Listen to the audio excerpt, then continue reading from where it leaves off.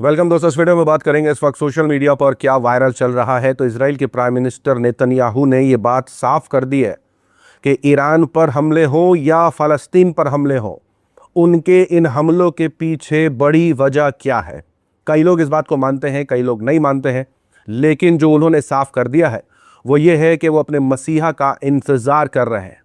अब social media पर किस तरीके के रिएक्शंस हैं, क्या इजराइल के लोग इस बयान के बाद खुश हुए हैं या अभी भी इजराइल छोड़ के भाग रहे हैं, वो तमाम रिपोर्ट आपको इस वीडियो में मिलेगी। और उसी के साथ साथ टर्की के प्रेसिडेंट, जी हाँ, मुसलमानों को इकट्ठा होने की नसीहत दे रहे हैं। क्या कुछ कहा है बयान में वो आपके साथ शेयर करेंगे। और उसी के साथ साथ भारत के अंदर जो शिया स्कॉलर हैं, उन्होंने आईना दिखाया ऐसे लोगों को जो इजराइल का सपोर्ट कर रहे हैं। अब देखिए, प्रीवियस रिपोर्ट में मैंने आपको बताया कि कैसे अनभक्तों के खेमे में I stand with Pandit Netanyahu. Trump से कहा जा रहा है कि आप बजरंग दल, आरएसएस, सनातनियों को कहिए कि आपके साथ आए और हम तैयार हैं आपके साथ जंग में लड़ने के लिए। अब ऐसे लोगों को तो पता नहीं है कि ये लोग सपोर्ट क्यों कर रहे हैं, लेकिन आईना दिखाया, बताया, और उस आईने में यह भी बताया कि जिनको आप सपोर्ट कर रहे हैं वो क्या खाते पीते हैं, वो किस तरीके की मान्यताएं रखते हैं, और जिनके खिलाफ आप ये सब कुछ नैरेटिव चला रहे हैं वो कैसे हैं। क्या कुछ कहा है बयान में आपके साथ शेयर करेंगे। और उसी के साथ साथ छोटे बड़े अपडेट्स। लेकिन आगे बढ़ने से पहले आप सभी से गुजारिश के चैनल को सब्सक्राइब और ईद के लिए लाइक, शेयर, कमेंट करना ना भूलें। हिब्रू जबान में नेतन्याहू ने अपने इरादे जाहिर कर दिए हैं। इजराइल मिडिल ईस्ट के मुल्कों को इस जंग में धकेलना चाहता है ताकि वो उनके जरिए अपने तमाम दुश्मन देशों को खत्म कर दें और इजराइल ग्लोबल सुपर पावर बन जाए, वो मिडिल ईस्ट की अकेली बड़ी ताकत बन जाए। Our threats come and go, but when we become a regional superpower and in many respects a global superpower, we have the power. Netanyahu का कहना है कि ईरान के खिलाफ जंग का मकसद उनके मसीहा के आने का रास्ता बनाना है, लेकिन इसके लिए पहले वहां मंदिर दोबारा बनाना पड़ेगा। और मंदिर बनाने के लिए जो इमारतें अभी वहां हैं उन्हें गिराना पड़ेगा, यानी डोम ऑफ रॉक और अल अक्सा मस्जिद। We will make it to the return of the Messiah, but this will not happen next Thursday. Netanyahu के इन बयानों का इजराइल की जनता पर कोई असर नहीं दिख रहा है। खबरें हैं कि बेन गुरियन एयरपोर्ट पर अफरा तफरी मची हुई है। लोग जल्दी जल्दी देश छोड़कर जाने की कोशिश कर रहे हैं। चेक इन काउंटर बंद हो रहे हैं और जल्दी निकलने की होड़ में कुछ जगह पुलिस से झड़प भी हो रही है।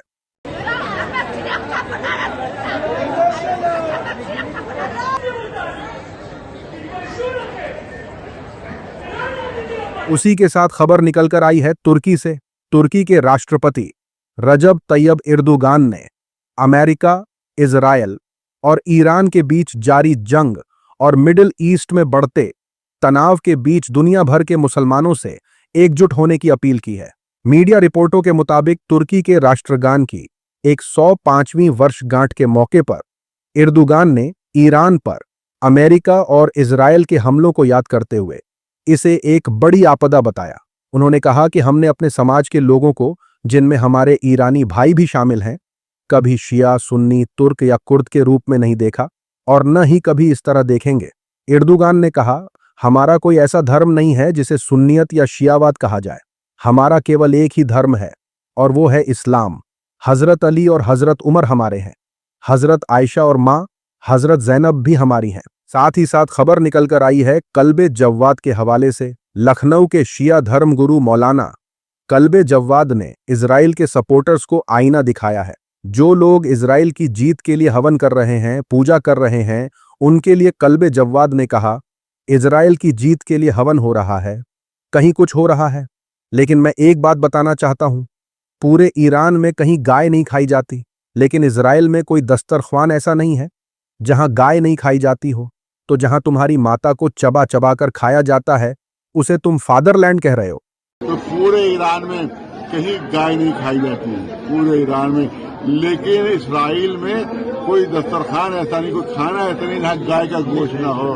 तो जहाँ तुम्हारी माता को चबाया जा रहा है तो उसको फादरलैंड कह रहा हो। सोशल मीडिया पर चल रहा है कि मुसलमानों से नफरत के चक्कर में फादरलैंड छोड़िए, जीजालैंड, मौसालैंड और फूफालैंड भी बनवा सकते हैं। साथ ही साथ लोगों ने कहा, मुसलमान का जो बुरा करे उस हर जिंदा या मुर्दा चीज को ये बाप बना लेते हैं। साथ ही साथ ये खबर देखिए, अमेरिका इजराइल बम बरसा रहे हैं और ईरानी राष्ट्रपति से लेकर कई बड़े नाम तेहरान की सड़कों पर बेखौफ कुद्स डे की रैली में पैदल चल रहे हैं।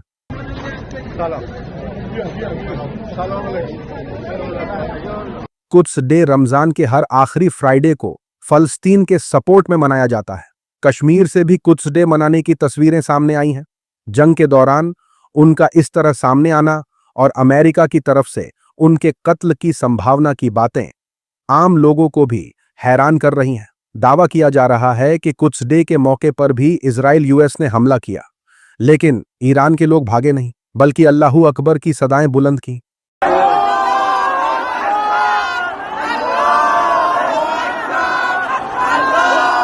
सोशल मीडिया पर चल रहा है कि नेतन्याहू तो एक बंकर से दूसरे बंकर में छिप रहा है। एक कौम ये है, खुले आसमान के नीचे घूम रहे हैं। साथ ही साथ लोगों ने कहा, ना कोई सिक्योरिटी, ना कोई गाड़ी, ना कोई ताली बजाने वाला, ना कोई तमाशा, आम लोगों की तरह सड़कों पर घूमना। हमारे यहां तो कैमरा एंगल गलत हो जाए तो मुंह फुलाने लगते हैं। साथ ही साथ खबर है बरेली से। यूपी के बरेली में घर के अंदर नमाज पढ़ने वाले 12 लोगों को गिरफ्तार करने पर हाई कोर्ट ने डीएमएसपी को 23 मार्च को पेश होने का आदेश दिया है। मकान मालिक हसीन खान की सिक्योरिटी में 2 पुलिसकर्मी भी तैनात करने का आदेश दिया है। अदालत ने साफ कहा है कि हसीन को कुछ नुकसान पहुंचा तो पहली नजर में यह सरकार के कहने पर किया गया माना जाएगा। बरेली के रहने वाले हसीन खान को पुलिस ने अपने घर में नमाज पढ़ने से रोक दिया था और घर पर बुलडोजर चलाने की धमकी दी गई थी। सोशल मीडिया पर चल रहा है कि घर के अंदर इबादत पर गिरफ्तारी बेसिक राइट्स पर सवाल है। इलाहाबाद हाईकोर्ट का पुलिस अफसरों को तलब करना साफ संदेश है कि कानून से ऊपर न प्रशासन है न सरकार। नागरिकों के राइट्स की हिफाजत ही असली कानून का राज है। साथ ही साथ लोगों ने कहा, बताओ कोई मुसलमान अपने घर में नमाज नहीं पढ़ेगा तो कहां पढ़ेगा? अधिकारी कैसे बन गए ये लोग? उसी के साथ अपडेट निकल कर आया है सहारनपुर से। पिछले दिनों हिंदू रक्षा दल के लोगों ने हाईवे पर लिखा था, ये सड़क मुसलमानों के लिए नहीं है। मामले का वीडियो सामने आने के बाद पुलिस ने जांच शुरू कर दी। अपडेट है कि दिल्ली सहारनपुर नेशनल हाईवे पर यह लिखने वाली हिंदू रक्षा दल की सुलेखा और शारदा अब जेल में है। उनके एक साथी जितेंद्र राघव को भी पुलिस ने जेल भेजा है। हिंदू रक्षा दल की महिलाओं ने नेशनल हाईवे पर धर्म को टारगेट करके ये वाक्य लिखा था।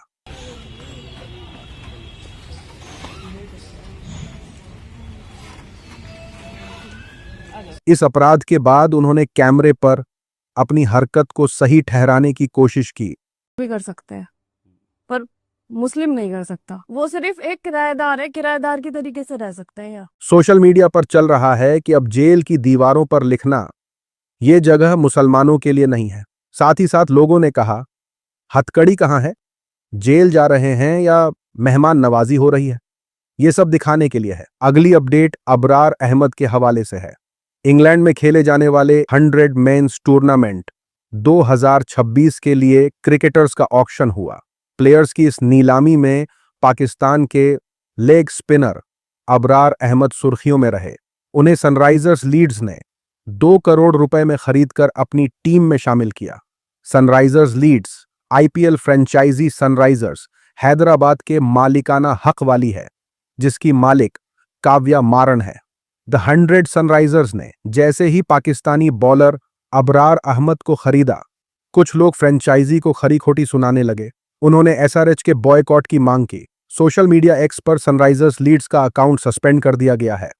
सोशल मीडिया पर चल रहा है, जब भी कोई भारतीय फैन टीवी पर भारत पाकिस्तान का मैच देखता है तो मैच की कमाई के बंटवारे के जरिए उसका काफी पैसा पाकिस्तान क्रिकेट बोर्ड तक भी पहुंच जाता है। ऐसे में अगर कोई छोटी सी प्राइवेट फ्रेंचाइजी के मामूली इन्वेस्टमेंट को निशाना बनाता है, लेकिन दूसरी तरफ लगभग 500 करोड़ की कमाई में हिस्सा जाने पर चुप रहता है, तो यह साफ साफ दोगली सोच ही है। साथ ही साथ BCCI vice president Rajeev Shukla ने कहा, हमारे आईपीएल में इस तरह का कुछ नहीं है। हमारा अधिकार सिर्फ आईपीएल तक आता है। बाहर किस लीग में कौन क्या कर रहा है उसमें हम कैसे दखल दे सकते हैं? ये उनके ऊपर है कि वो क्या करते हैं। आईपीएल में ऐसा कोई खिलाड़ी नहीं है।